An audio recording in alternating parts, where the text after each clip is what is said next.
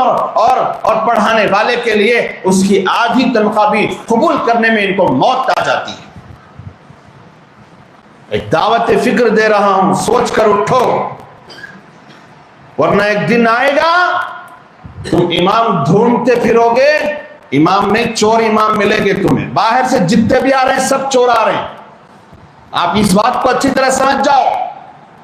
باہر سے جو بھی آ رہا ہے اپنا علاقہ چھوڑ کر وہ صرف کمانے کے لیے آتا ہے۔ دل پہ لکھ لو میری یہ بات، کسی کو بری لگے میں 100 بار معافی چاہتا ہوں۔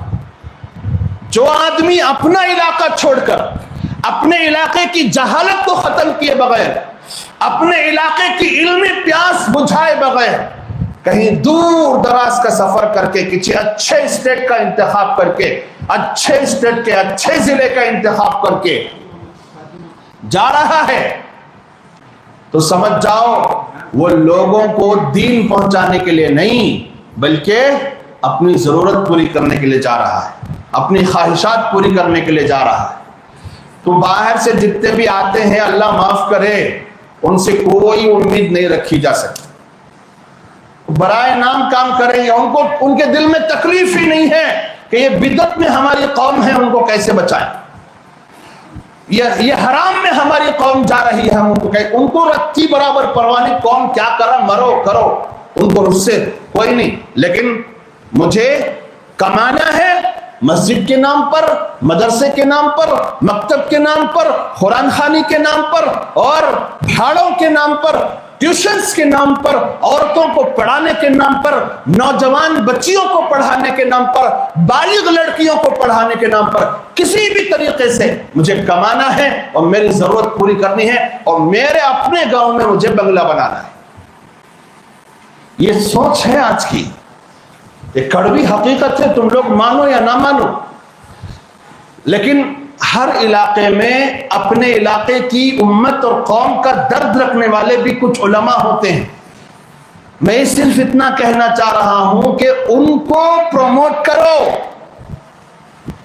ہر اعتبار سے ان کے بیک بون بنو، ان کے بازو بنو، ان کی طاقت بنو،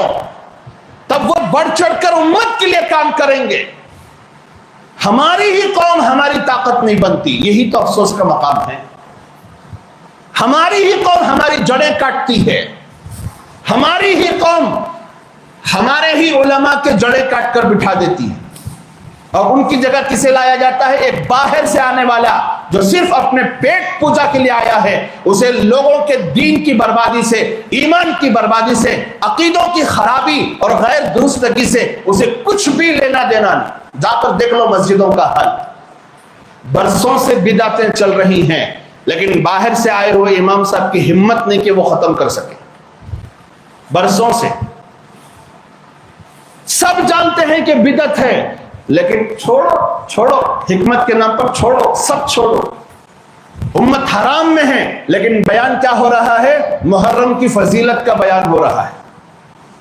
امت سود خوری میں پڑی ہوئی ہے، بیان ذی الحجہ کی فضیلت کا ہو رہا ہے۔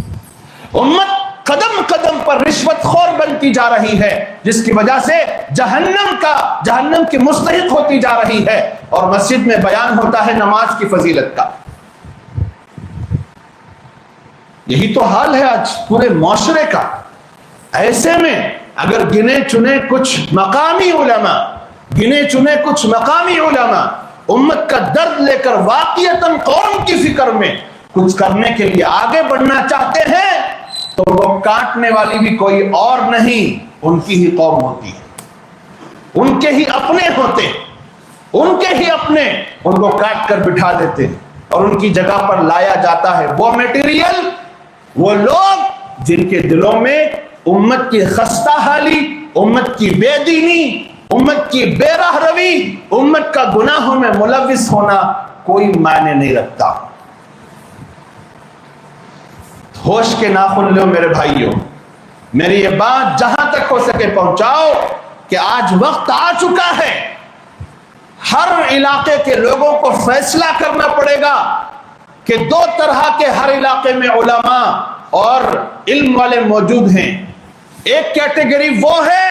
جو صرف اپنی قوم کی بھلائی چاہتی ہے، وہ چاہتی ہے علماء کی کیٹیگری کہ لوگوں میں علم پھیلے، لوگوں میں بدعات ختم ہو، سنتوں کو رواج ملے، لوگوں میں حلال کو رواج ملے، حرام ختم ہو، لوگوں میں اللہ کا ڈر پیدا ہو، مخلوق کا ڈر نکل جائے۔ ایک کیٹیگری تو یہ چاہتی ہے، اور دوسری کیٹیگری جو عام طور پر باہر سے آئی ہوئی ہوتی ہے وہ یہ چاہتے ہیں لوگ ناراض نہ ہو، لوگ ہم سے دل برداشتہ نہ ہو، حکمت کے نام پر انہیں کوئی ایسا حکم نہ سناؤ قرآن حدیث کا جس سے وہ ناراض ہو جائیں، ہمیشہ وہ ہم سے راضی رہیں، ہم ان کی جیبوں کو لوٹتے رہیں، ہم ان کی تجوریوں کو لوٹتے رہیں، ہم ان کی دکانوں کو فاتحہ کے نام پر لوٹتے رہیں، دعاؤں کے نام پر ہم ان کے جیبوں سے رقمیں نکالتے رہیں۔ آپ کو فیصلہ کرنے پڑے گا، اے کیٹیگری کو پروموٹ کرو گے اور ان کے بازو بنو گے، یا بی کیٹیگری کو پروموٹ کر کے اپنے دین اور ایمان کا سودا کرو گے۔